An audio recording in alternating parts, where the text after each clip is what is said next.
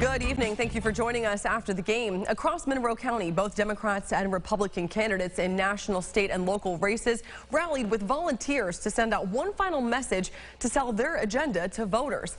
Alex Love was at both events and reports on each side's strategy. They're calling it a GOP literature blitz. Almost 2,000 pamphlets and flyers have been handed out throughout the Perryton and Fairport area, listing all the agendas of the Republican candidates running in this district at every level.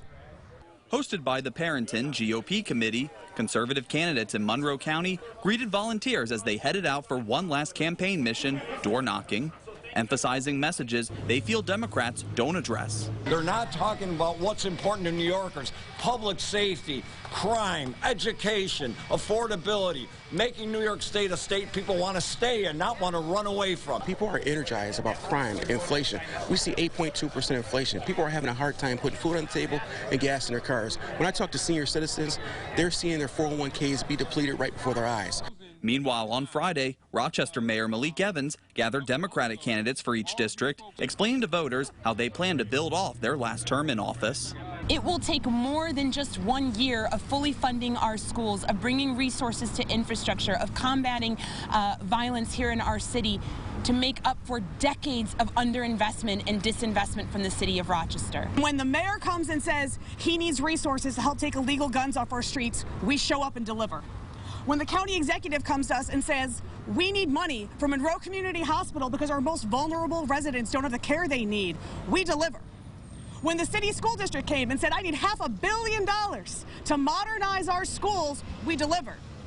Speakers during both events highlighted the volunteers who have carried each event since the candidates entered their respective races.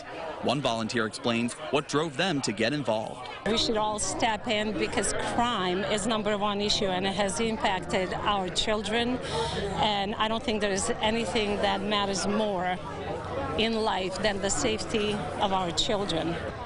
And remember, tomorrow is the last day of early voting in New York. Polls are open until 5 p.m., and you do not need to register ahead of time to show up to cast your ballot. Reporting in Perryton, Alex Love, News 8. All right, thank you for that report, Alex. And remember, News 8 is your local election headquarters where we'll have team coverage election night after the polls close. And stay up to date with the results on air and over at rochesterfirst.com.